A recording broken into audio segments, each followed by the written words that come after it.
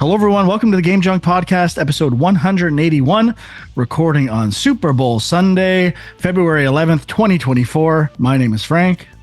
My name is Sean. And my name is Andrew.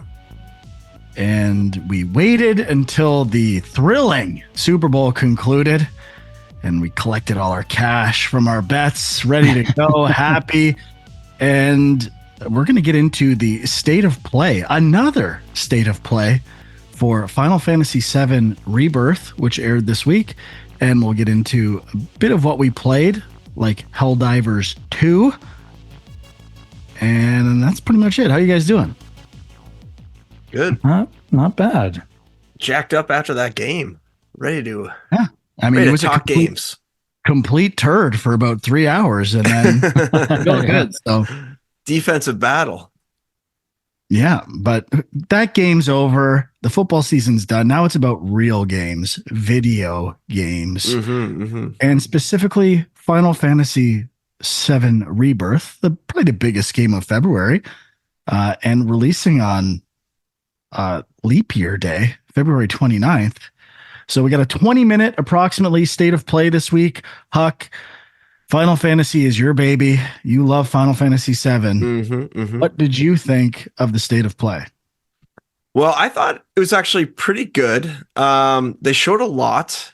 I liked how at first I thought it was going to be just like a bunch of quick cuts of stuff, which is how they kind of started it. And then they kind of slowed it down and walked you through some of the systems and some of the areas.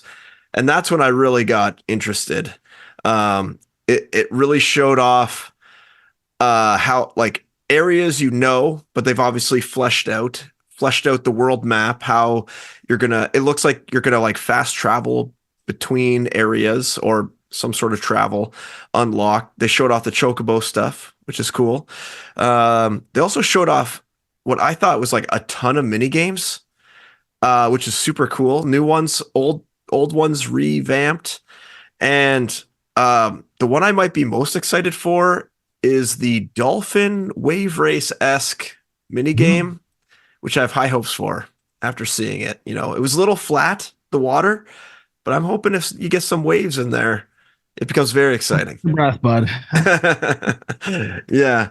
But overall, I thought it was pretty exciting. It seemed like they just kind of kept it similar to the original game in what they were talking about. And they didn't really get into any of the stuff that could happen. They did show some things, like they showed Zack, and they talked a bit about, now that he's back with Aerith, what happens or something like that. But they did show like some of the new characters that they brought in, some characters I haven't seen before, at least didn't recognize. So pretty exciting, actually. I almost feel a little overwhelmed. I feel like this game's going to be huge, and like they're going to pad it out with like a ton of mini games and a ton of like little side quests that aren't very fun, but it still looks incredible. And I'm still pretty excited for it. Those are sort of like my main thoughts, I would say. I'm pretty much on exactly the same page, but I guess in a negative way. I'm still very excited for this game, but it seemed like way too much mini games. I can appreciate the effort and amount of work that went into that, but after playing Final Fantasy 16 and the side quests and like the side quest stuff in Final Fantasy 7 Remake was the most boring stuff in that game.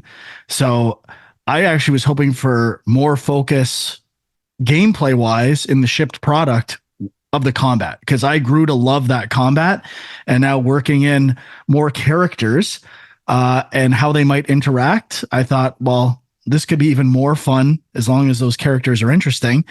Now, I think they showed off a new system called the Folio system that seems to be about combined attacks with party leveling up, which I could add some of that combat interest, but as much as I was dazzled by the ideas of some of the mini games, I'm a little worried that it's going to be too much of that stuff, which really dragged down Final Fantasy 16 for me.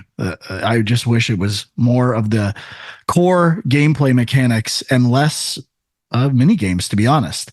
My other kind of mild observation, like the voice acting, I didn't remember it being that bad in remake, but it was pretty bad in this one. Like, I mean, I'm glad you said that, Frank, because I was gonna kind of call that out as like, you bring that up with Alan Wake 2 and other games, and I know you really liked the first Final Fantasy VII remake, but watching this state of play, I was like, what the heck is going yeah. on? Like, it's bad.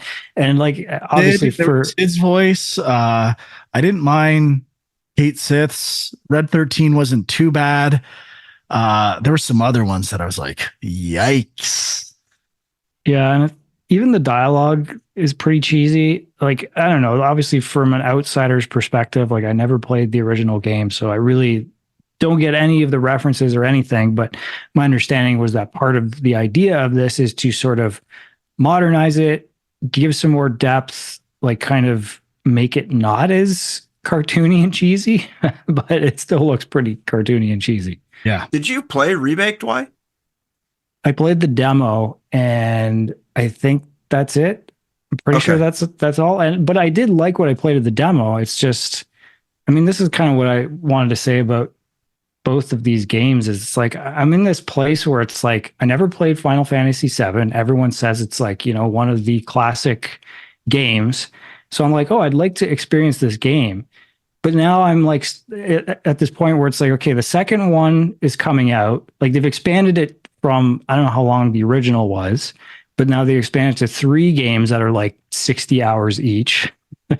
Didn't play the first one. Now that the second one's coming out, it's like, am I actually going to go back and play the first one and the second one now? Like, I don't think that's going to happen.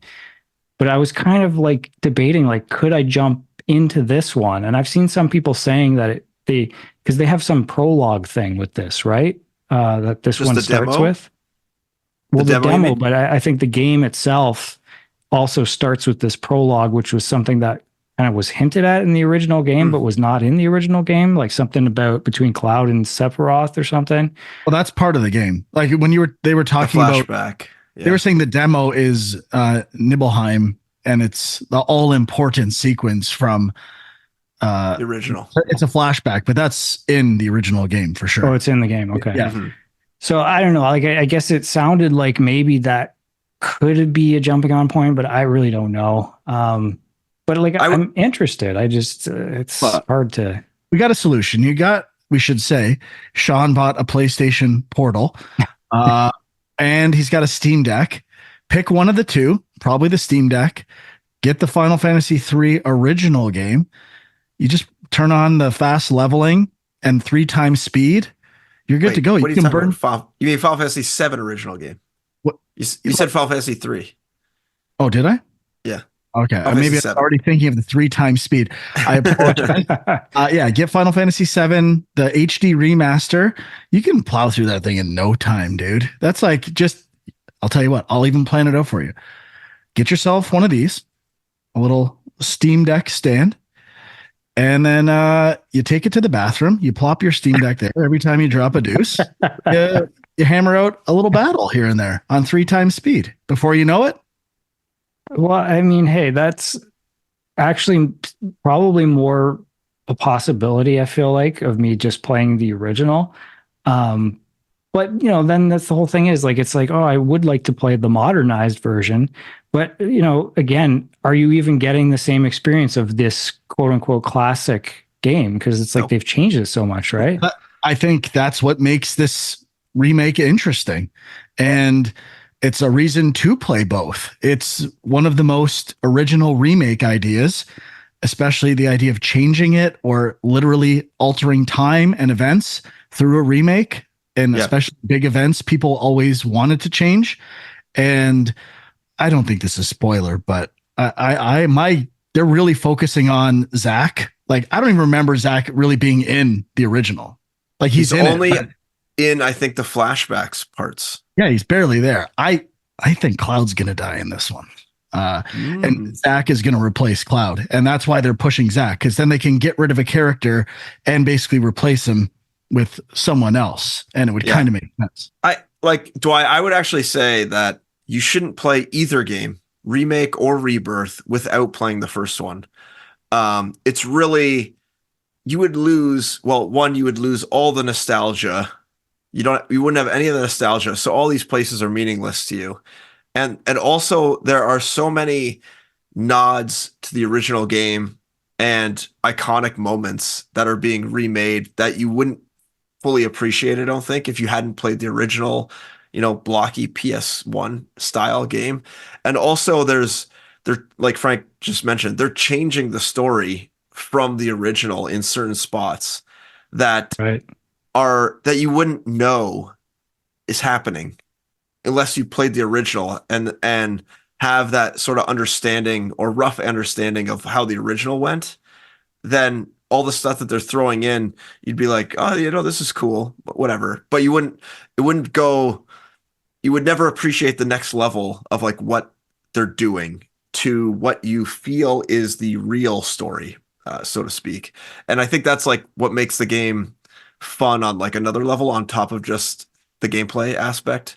It's trying to guess like what are they going to do, and as you're playing, it's almost like another riddle of how they're going to change things to adapt this new way. So I don't know. I would definitely say grab the new one. And even just like the music is so iconic, I would say, and you can appreciate the music. The music's incredible, but if you play through the original game, you know, I don't know. I don't know about you, Frank, but I have like as soon as I hear the music that they're showing off for some of these areas, I'm brought right back to like that game. It's very memorable. A lot of the songs in this game. And I think if you hadn't played the original, you would miss some of those kicks as well. But part of it is that you played it so much when you were young, right? Like just because you replay it now, it's, it might not mean anything to Sean if he threw it on a shitter at 3 times speed. It's just, True. It will mean nothing to him. So I don't know. I could see him jumping into the remake, but the weird thing for me is I've played the first disc so many times. I think I restarted that game 4 or 5 times over my life. And so anything that was the first disc is really nostalgic, and every track, like you're mentioning, I care about.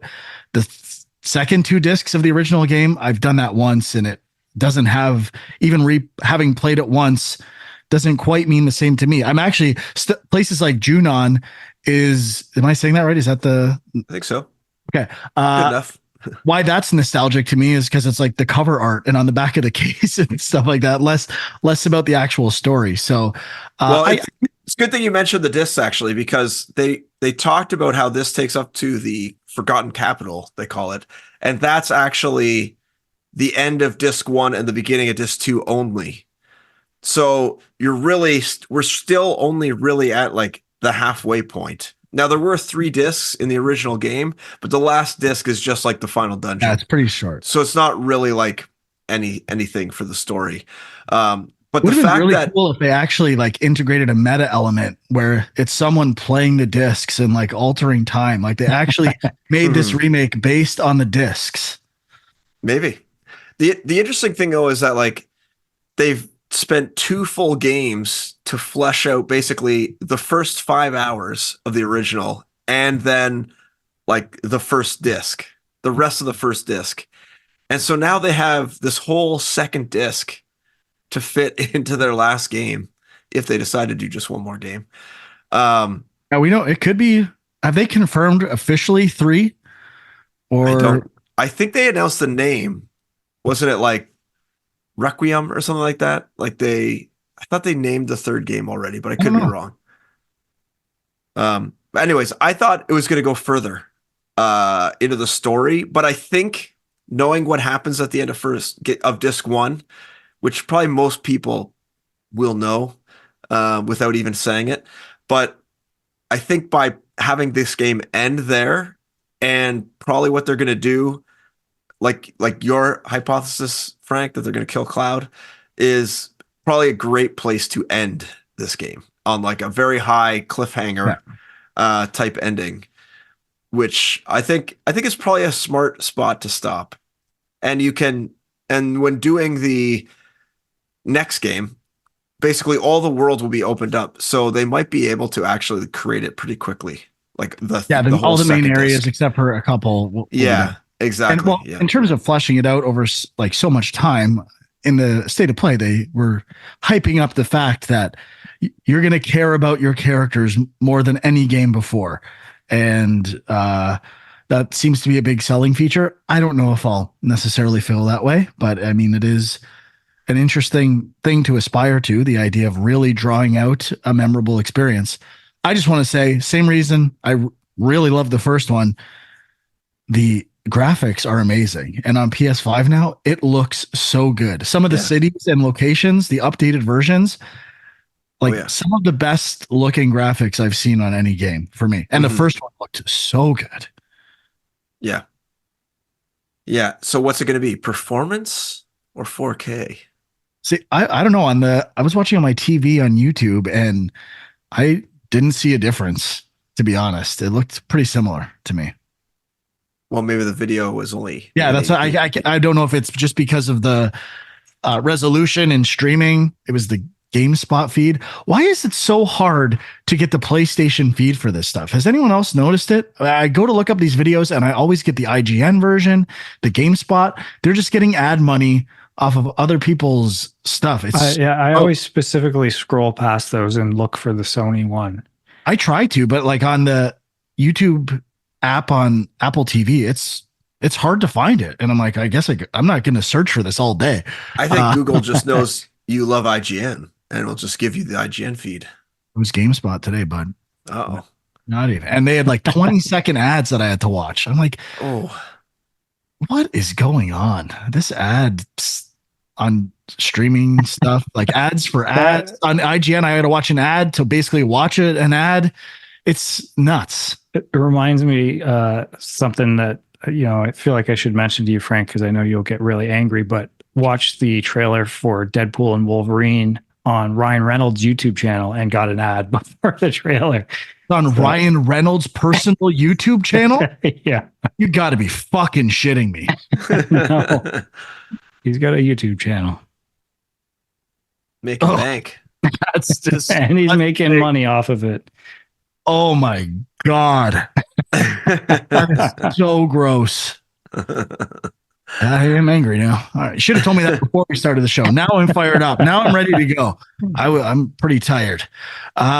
So I guess I don't know if I have that much left to say other than I thought there was too much. My general thought is too much, adding too much to the game. It was great as it was. I just wanted to continue that path.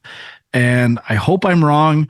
And really, maybe if I took the first remake game and took all the mini games and condensed it into 20 minutes, it would have had a similar feeling.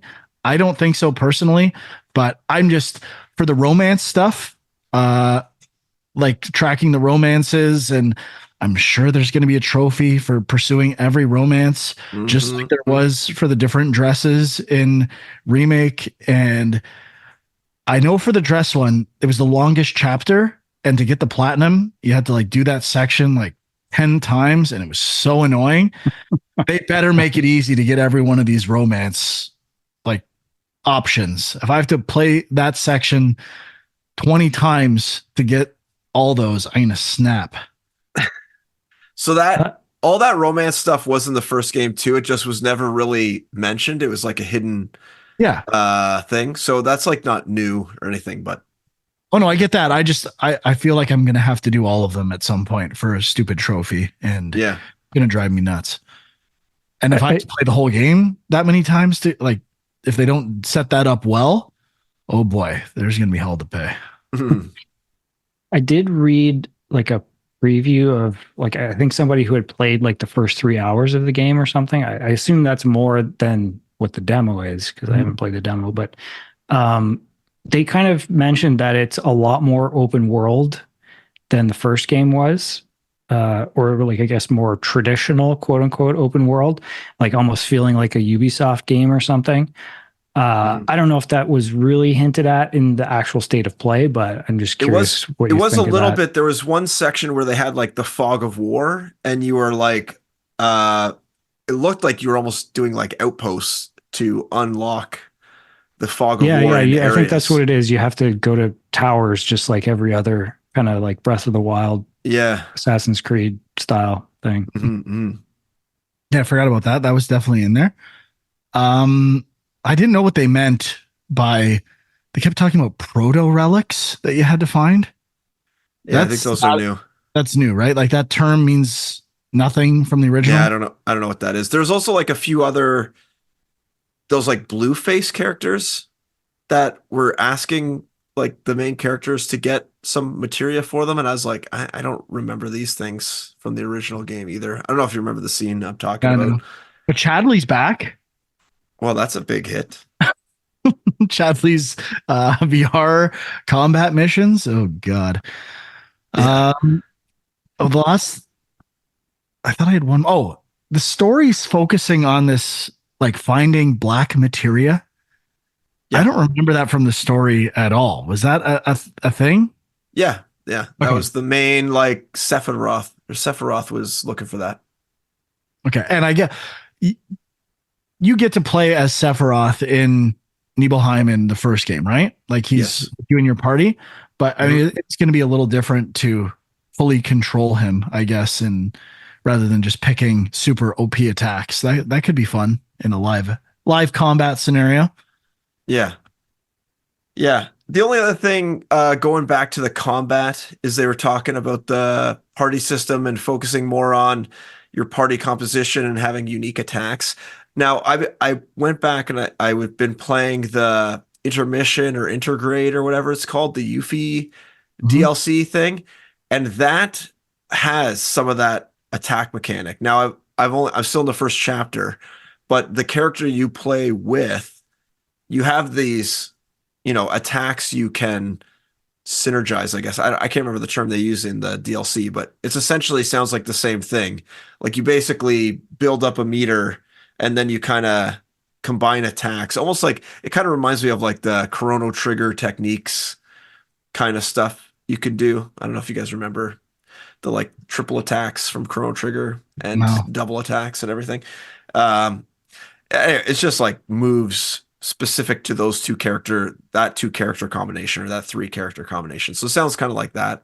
It sounds, I don't know. I haven't played Intergrade too much yet, so I don't know if I like it more than the original, but it adds like a little extra flavor to the combat, I guess. It's not anything groundbreaking, but they did also show like some almost like puzzle mechanics, but like where they're saying, Aerith can control the life Oh, yeah. stream I was going to bring that up. and what's her name can swing on the ropes and so like I don't know if that's going to be just like boring character switching, I which think it so. Well, maybe. there Yeah. was that in the last game in I can't remember the mission where I think it's in the Shinra building where Barrett he can shoot crates. You have to like Mhm. find things in crates and Yeah. knock things down. It's basically abilities for other characters. And I would say that wasn't the strongest part of the first game. So the idea of expanding those out more and adding to it and the chocobo walking up the wall extremely slowly wasn't Yeah. exactly moving my needle. I could use less of that, please, That but was quite slow. we'll see what happens. Yeah, they did show. The only weird thing is like they showed a lot of chocobos, I felt like. And in the first game, I don't recall getting that many different types until you start getting to the chocobo breeding part where you actually make the different colors yourself. And that's not until quite later in the game. So I Yeah, wonder did if you're they just gonna be highlight able. any of that stuff, or I did they don't even think show so. chocobo races in this? Embarrassing for me if they did, but I I know don't I saw know. I mean, frog races. yeah, they had like a quick little like gold saucer kind of like mini game montage thing where they even showed like the Rocket League style Yeah, soccer game. oh, I forgot about that. That looked pretty good. Yeah, yeah. So I don't know. I can't remember if it was in there. I'd have to like go back and really stare at the video, but it went by pretty quick, I think. Yeah. So I the golden saucer could be, an interesting section. I I I bet it's gonna be like of it in 10 the hours original. long. Yeah, we'll see. But I don't know. I'm surprised there wasn't. I thought that if anything, you're going to turn into like a solid mini game. I thought they would have almost turned the chocobo races into Mario Kart, basically, or something like that. That they they might release on their own. But yeah, whatever. It's looking pretty good. I will say I'm a little less excited. But I did. Did anyone play the demo? I did not try the demo? No, I'm No, holding I off. downloaded it, so I'll check it out at some point. It did mention you can get some sort of like thing in the game for playing it if your like save file is available, but it's gonna be some stupid like I don't know piece of armor that you throw away in the first 5 minutes, anyways. I'm sure. And no updates. I remember you had wondered about this previously, Huck. Materia, anything you've leveled up in the first game, what's the starting point? What's going to carry over? Still no answers about that and how the continuation is going to work. Yeah, I imagine there's probably going to be something where you lose everything and then you have to start fresh or something like that. That's my guess. I don't think it's a big deal, but it is kind of weird that, this idea of a investment and leveling in an RPG is reset mid-story. A little strange, but I don't care that much. All right. I don't have anything else to say about it. You guys have any other thoughts? Nope. I was pretty excited to see that big giant snake thing. It looked pretty cool. They only showed like a brief fight with it where it was like breathing fire, but pretty excited for getting there. I missed it, which it's near the beginning, I think. Yeah. Oh yeah. I mean, that boss is really cool in the first game. And yeah. I think that was one of the first experiences in a game where you're in an overworld and there's actually another creature moving through the 3D environment that you could fight. Like, I mean, there was other games where there was areas like, Chrono Trigger had enemies in the area on screen, but this was a little different. It was like the big old open world with a big giant enemy on screen. Yeah, well, and I think kind of what you're saying is you could try to avoid it possibly as well. Yes. Right? Yeah. It was risk reward type. Yeah, and I mean, I remember playing it the first time and not knowing what was going on and getting absolutely slaughtered. Like I believe, if I remember correctly, the intent is to make you get a chocobo, right? That's correct. Cross there without dying. Correct. Yeah. But I'm looking at an image. It looks pretty sweet. Well, I'm pumped. I have installed the remake on PC. I bought it, so hoping to get to it. I don't know. Replay the whole thing? Yeah. In 14 days or whatever? I guess, it's 18 days. Days, yeah. You could do it. I have faith. There's a 3x speed on that one too, right? You have to go the Huck route. Play it and 2x speed the cutscenes. 100%. That is the key. Or just skip them. You've already played it. You could probably just skip the cutscenes. I can't do it. I want to do it. I cannot do it. All right. Looking good. We don't letter grade these types of state of plays, I believe. I would say not this one. This is like very, I don't think so. Just specific. About one game. Okay. All right. There was some rumors about Xbox future plans, Starfield coming to PS5. The Game Junk podcast does not speculate on or comment on rumor and speculation. So, and there's also Xbox has said they're going to talk about their future business plans soon, and probably how all their layoffs factor into that. We'll see. We'll save it for when we get some official word from Gangrene. Right, Sean? Absolutely. Okay. Let's get into what we played. Sean, how about you? Did you play anything interesting? Well, I was going to talk about I was going to do a little hardware discussion. Oh, yeah. There it is. PlayStation Portal, which I did pick up this week. Step back. Sorry? You were going to talk about this. I want to let the people know how you acquired it and what the circumstances were. Yeah, I was going to talk about that. I mean, we got to give a shout out to Dwayne because he managed to get one before us and, kind of put one in my hands last weekend, which kind of sold me on it. But I was already kind of looking at it. And I know when we talked about when they originally announced it, it was kind of like, is this just like a useless device? Like you can already do remote play on mobile and on PC. But I have tried that a bunch of times and the experience is not great. And the screen on this thing is really nice. So, but it's hard to find. It's like sold out everywhere right now. So when I just managed to find one, again, Amazon warehouse deals, check it out. That's Always what I was worth, getting at. always worth giving it a poke. But I would just, just open it up, had a quick search, and it wasn't a huge discount. It was only like $20 off for like a like new open box version of it. But just the fact that it was available, I was like, I guess I got to jump on this. And yeah, for me, it's like my PlayStation's downstairs. It's cold. Sometimes the kids are down there using the TV. So I just feel like a lot of times I'm not playing PlayStation stuff, even if I want to, because of that. And I was like, okay, I will use this. It'll actually help me get through some PlayStation games. So I think it will work for me, but obviously for other people, it may be a useless purchase. But in terms of the actual device, like I said, the screen's really nice. The sort of split dual sense feels very good. There's not, in terms of how it works, it really depends on your network, which I found there is one interesting little network setting on the PS5. It's kind of hidden away, but if you are having any sort of lag issues with this or, just PS5 in general, I have tons of every other day, my networking and image refresh is screwed up on the PlayStation Store, and I've tried tons of posts. So I'm thinking you might be my savior here, Sean. Well, I don't know if this will fix your issue, but when you go to your network setup and you press the option button, I believe there's like an advanced, like extra options thing that pops up, and you can choose like the frequency or band or whatever it is.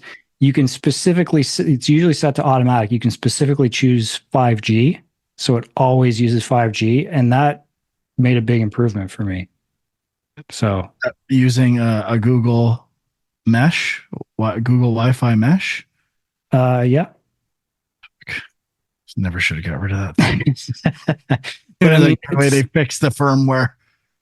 Yeah, but like I've seen posts where some people are like, I was getting like 20 megabit and it went to 100. Like it wasn't quite that drastic for me, but it definitely went from like sometimes going pixelated in and out to like pretty much solid, looking great all the time. So yeah, so I'm liking it. The one thing I got to say that kind of sucks that I didn't really think about ahead of time is if you're playing a game where you have to use the actual touchpad, like something like Alan Wake 2, where you have like the left side, right side touchpad, you can do it, but it's a little weird. You actually have to like hold the left side of the touch screen and double tap on the other side to give like the press command. I don't know why that's how it's set up. I would have thought you just tap the screen and you're good to go, but yeah, there's something a little weird with that. So if you have a game that's using that, it might not be the best experience.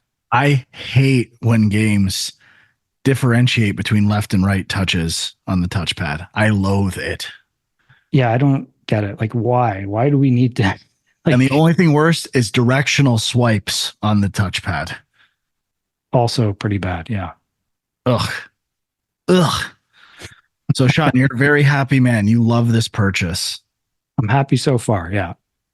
Worth $300. Could have been a play date. That's true. I was thinking about that, but yeah, I think I'll probably use this more.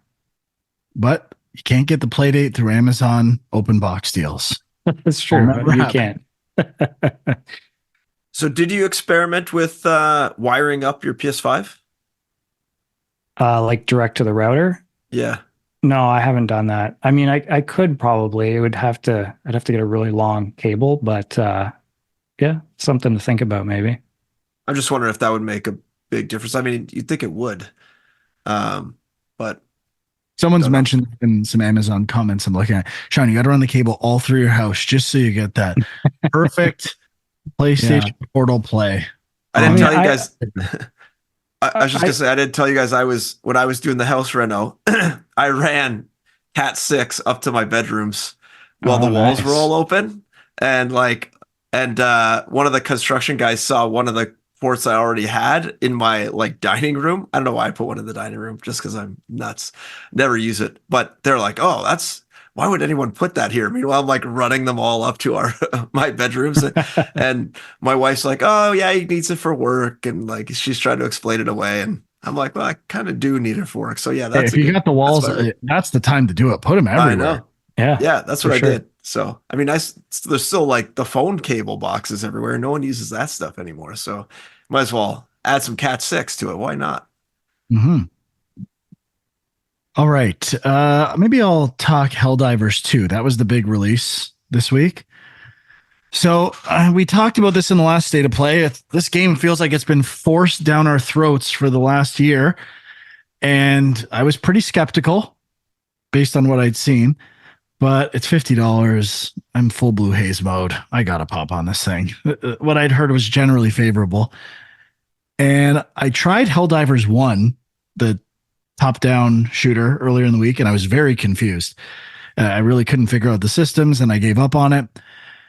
And I started Helldivers 2, and it was pretty similar. Like the whole vibe, structure, these kind of fronts on a war the community is working towards to push back was about the same, but the combat, like third person shooting, was really good. And the dual sense and using the different attacks and powers was pretty satisfying. They use a lot of D-pad mechanics. So when you call in different things and interact with terminals, you have to input directional sequences like a rhythm or small mini game, which I think is a pretty satisfying and simple mechanic.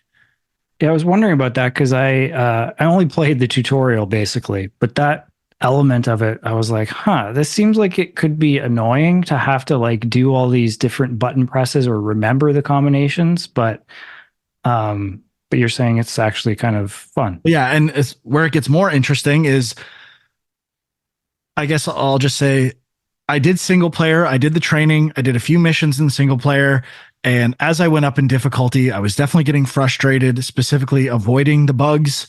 And there's a dive mechanic that's like this really hard, like you have to go prone and dive, and you're really vulnerable, but it's different. And I was like, I can't avoid attacks. Like this is I need a dodge. I need something. This is really frustrating. And in the single player, I'd say that is generally true. But I finally did some quick play multiplayer, and it was very good. Like this is 3 random people online. We were able to coordinate missions, figure out what we needed to do without any voice chat. And it was really fun. It's basically Starship Troopers. They ripped off Starship Troopers, but nailed the idea of Starship Troopers and bugs and this kind of grounded military shooter, probably drawing inspiration from SOCOM, even though I haven't played that series. How the reticle and aiming reminded me of what I saw of SOCOM. But it played really well. And the mission, you have 40 minutes timer, but you can do a mission in 10 minutes if you want, or you can do secondary stuff. It kind of lets you dictate your pace of play in a really nice way. So I was like, this is fun. This is really good. It's very hard to do a coordinated mission with random people online and be successful. And the fact that I did that 4 or 5 times to me, that's a pretty big design success for a multiplayer game. Then I started bumping up to the harder missions, and it got a lot better. So the reason I diverted to go back is the terminal thing and inputting buttons, they start to expand the missions that you have to do. So aligning a relay or a satellite, it's more like Left 4 Dead and communicative, where someone has to go manually rotate, and then I have to look at a terminal and tell them where to rotate while bugs are attacking you. And it like more communication based, which one of those original State of Plays with the fake online dialogue, like I think it did a bad job of featuring communication in the game, but there's a lot more of that stuff. Kind of the things I think we all hoped would be more prevalent in Back 4 Blood, with some of the enemies and having to actually work together to take out enemies. It has a lot of ideas like that in this. So far, I'd say it's a pretty big success for me for a $50 game, and simple economies for upgrading and it's really good for me. I'm really want to keep playing it. So I made a solemn vow to Sean I would play twice at least if I bought it. I'm Yes. game. Frank talked me into buying this after he talked me into buying the Starship Troopers game last year, and we played You once and wanted to never buy played that, dude. again. You kind of talked me into that one. Well, I wanted to play more, but you seemed to think it was That game shit. was trash. I did not get that feeling. I definitely wanted to give it another shot, but I'll play it again. It was early access. They might have fixed a lot of stuff. yeah, but I guess that's the interesting thing is that there is a Starship Troopers game out there. And yet this game is taking off right now and is basically ripping off the Starship Troopers vibe. Like I do Even the like propaganda videos at the beginning are just direct lifts, the super democracy stuff. That's all. It's kind of crazy. But I do like the humor in it from what I've seen so far. And yeah, I don't know. I guess I'm excited to try it. I'm definitely I'm not big on multiplayer games playing with just random people online, but if you can kind of have like a controlled group or play with friends, I'm kind of into that. So so yeah, we got to play. But there was one other thing I read online that was kind of interesting. I don't know if you guys heard about this. Apparently Helldivers 2, I forget what the name of the company is, the developers. Oh, Arrowhead.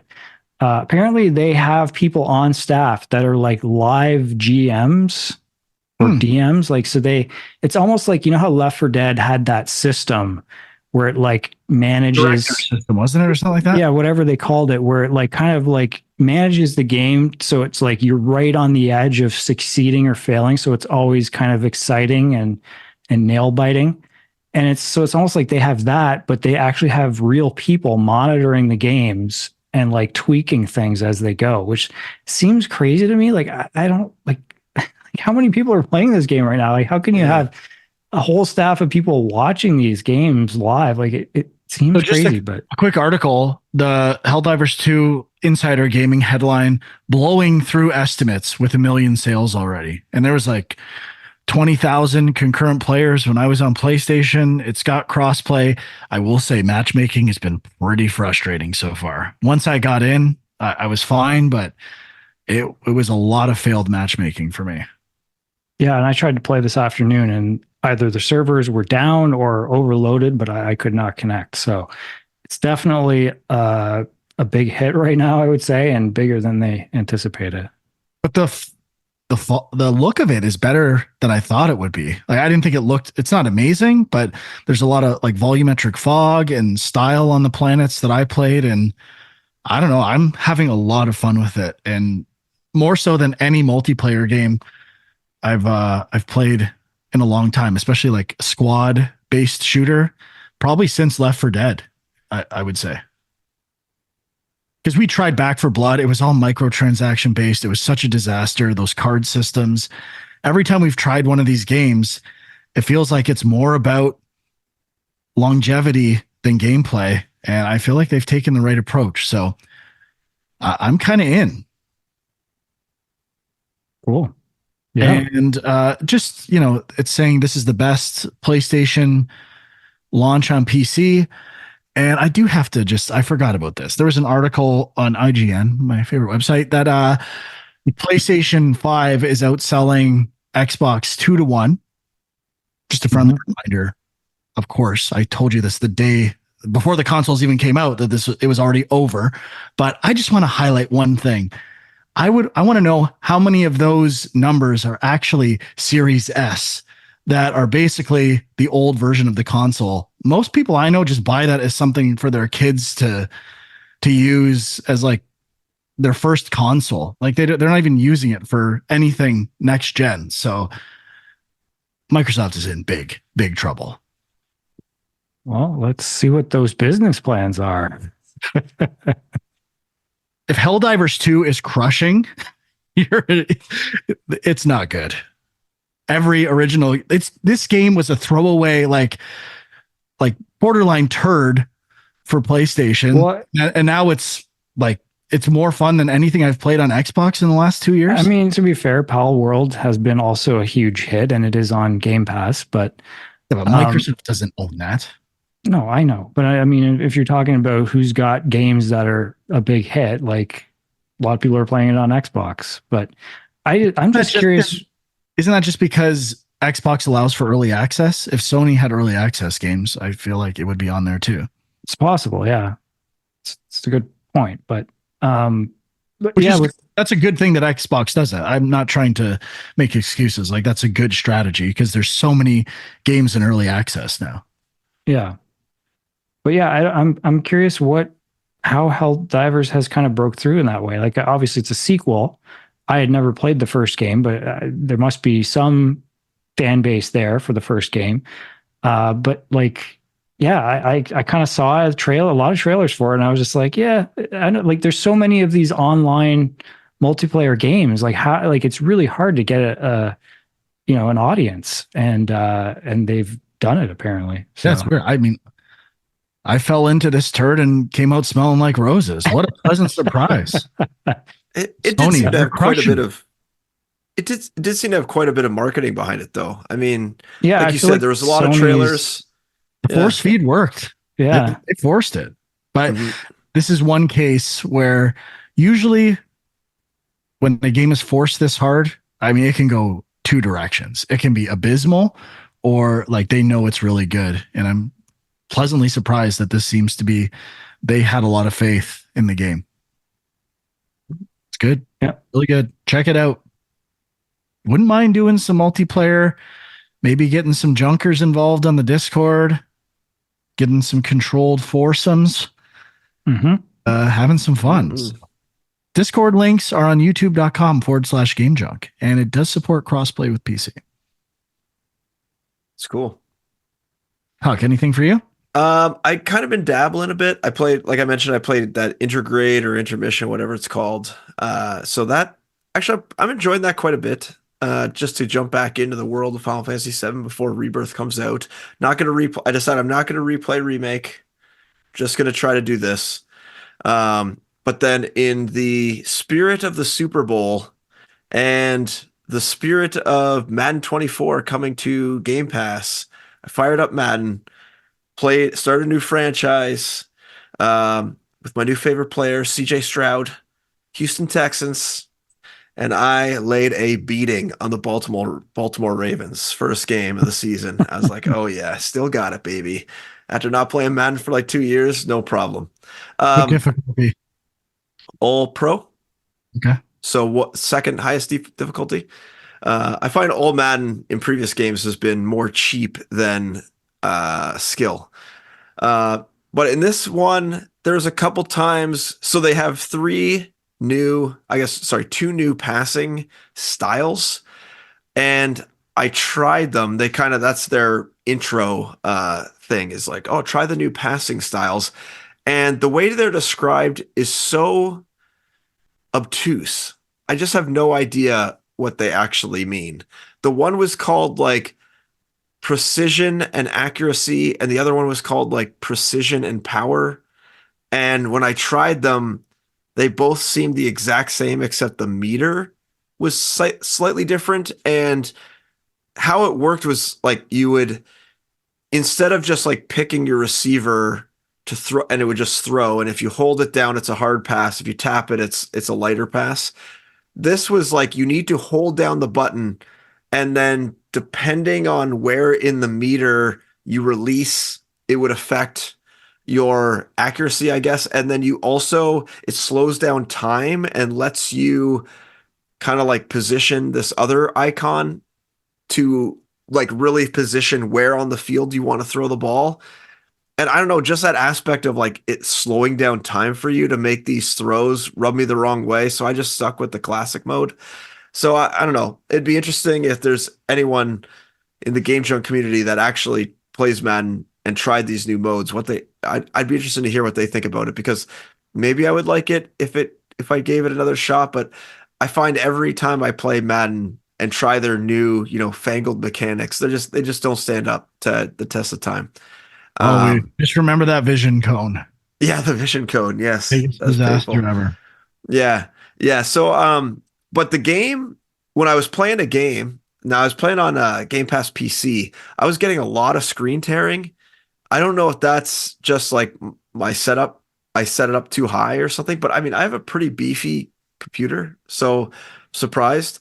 And also I was getting like actually, I wasn't getting that many, no bugs or anything, but I didn't, in terms of the gameplay, I didn't really get any like weirdness. Like sometimes you're playing and there's like weird holding calls or, the offensive lineman acts stupid.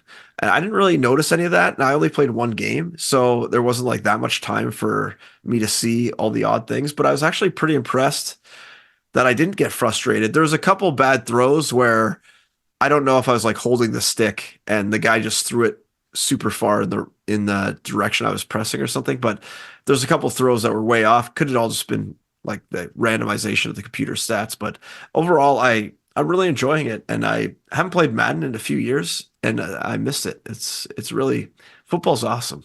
Football's just amazing.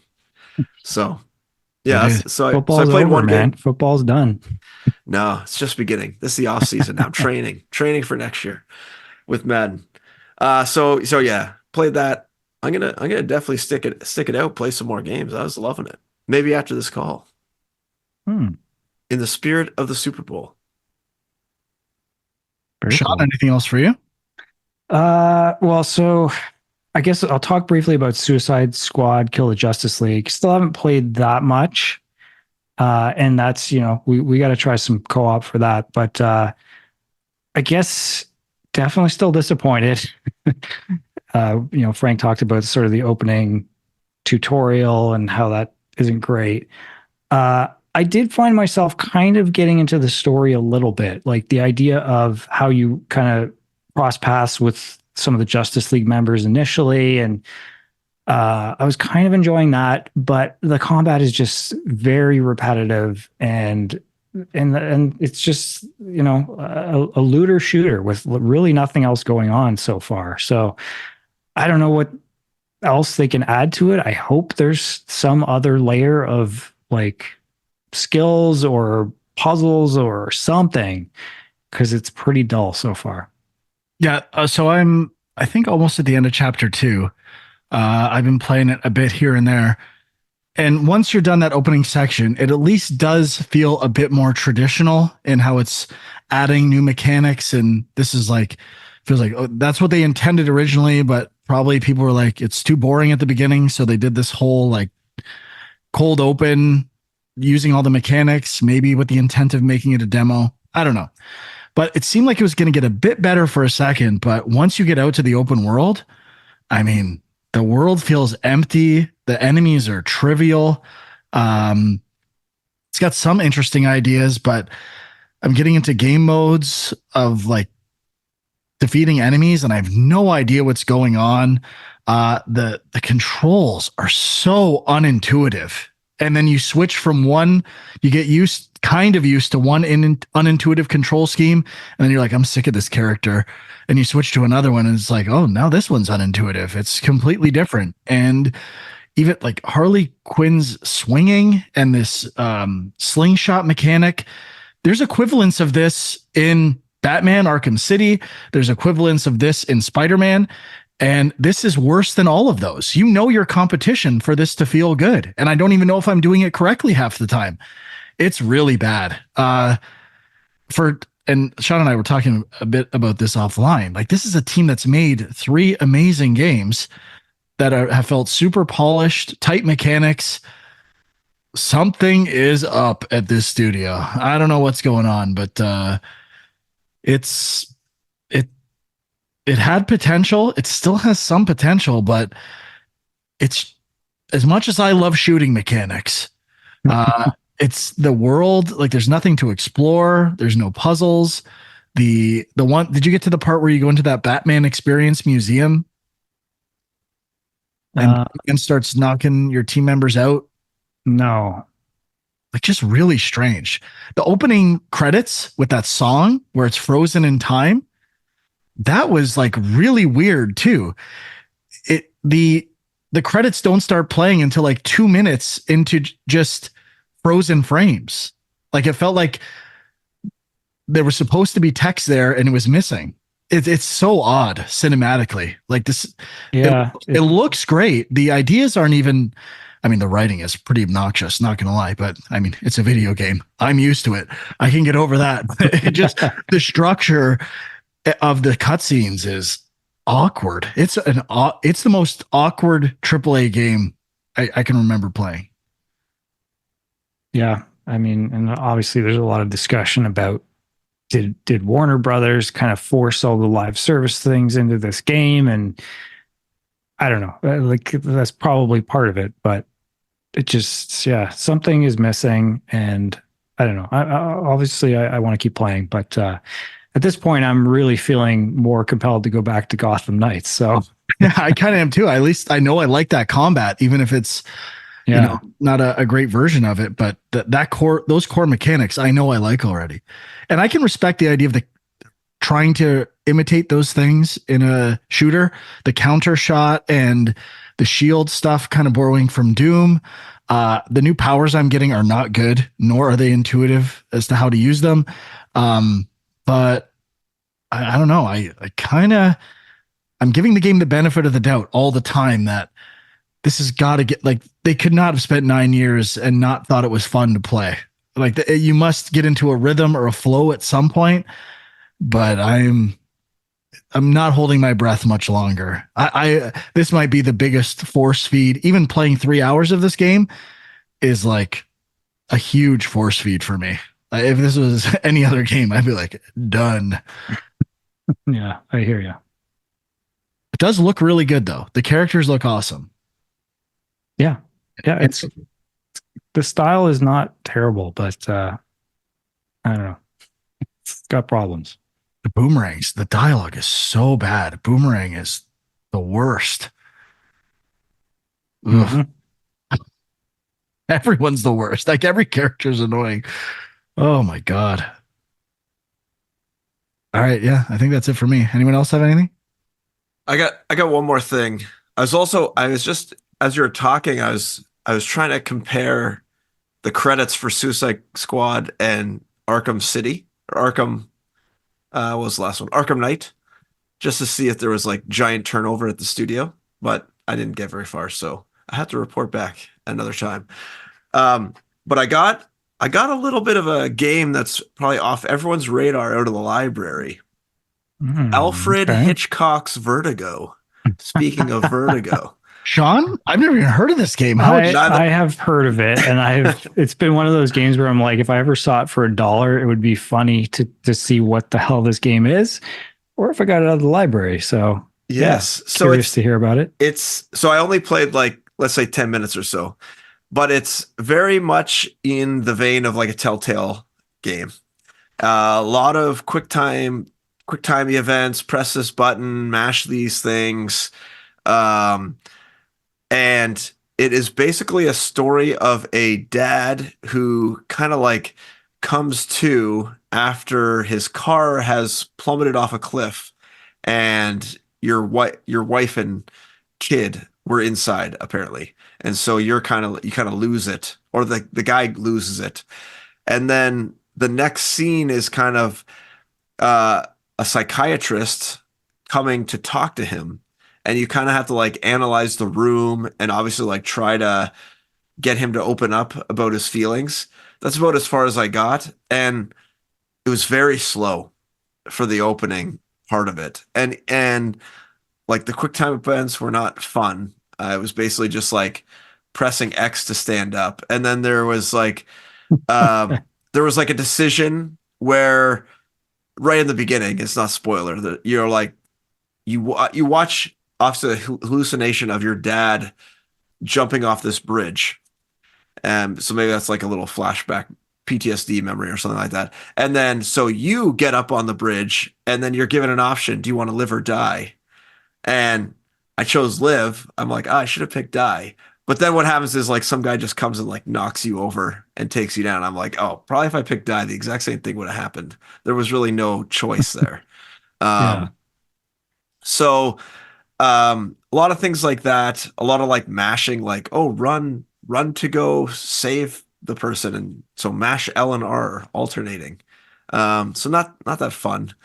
And I don't know if I'll go back to it. I kind of feel like this is a game where maybe I'd watch it at like 2 to like 3x speed on YouTube, and that would be good enough, kind of thing. Yeah. And then I would save myself. I looked at how long to beat it. It was like 10 hours. So I'm like, okay, if this was Wow. like a 2 or 3 hour experience, like it's meant to be like a movie thing, okay, like maybe I'll consider it. But yeah, it definitely didn't grab me in that first 10 or 20 minutes that I played it. So like it looked fine. Like the graphics were fine. It was like a pretty Telltale-ish looking game. I don't know who made it. I don't know if it was like a Telltale spin-off studio or not, but definitely didn't do anything to keep me engaged in that first little bit. So I wouldn't recommend it at this point in time. Yeah. I mean, that's probably about what I would expect, but it's just weird because I don't think it's based specifically on the movie. I think they say it's like inspired by the movie or something. So I don't even Kind know. of looking at it here. Oh boy, it's very loosely connected. Not that the Like, game is bad. The connection is an oh boy. Well, the guy has vertigo. I don't know if that's the connection. So Uh, I'm wondering if Vertigo is like there's like public domain or like some copyright thing. Like, how are they allowed to? Someone on the team changed their name legally to Alfred Hitchcock. well, they even have like the outline of his body in the logo. So it's not just like a guy changed his name to Alfred Hitchcock. It seems to be like the They actual found movie someone tie-in. who looks a lot like Alfred Hitchcock, got him to change his name, hired Maybe. him, and took a picture of his silhouette. So Maybe. Okay, sure. That is a not possibility. a bad idea. We should start thinking about, some creative legal tie-ins to big franchises. Although I must say, I don't know if this like manipulation of the system, if that's what they did, is really working for them necessarily. Because as you said, you had never heard of this game, Yeah, even though I it mean, has Alfred Hitchcock's name attached. but Sean is the target market. Like I Oh don't. yeah. Well, He's I'd heard of it, but Hitchcock I head. did not have high hopes for it. I forgot to But say, I I 100%ed in platinumed Prince of Persia: The Lost Crown. oh yeah, I was Whoa. going to ask about that. And So it is the best. It will be my game of the year. So well paced, such a fun experience. I did not want to put this game down until I finished it and found everything in the game. It rules. It is such a good game. It's yeah, it's weird. A so lot of people are talking about it, but I don't feel like it has like a big buzz around it. Like it kind of feels like it's already Yeah, gone away. I agree, and it deserves way more attention. Even Graham messaged me saying he was really liking it. And Graham has really good taste in games as well.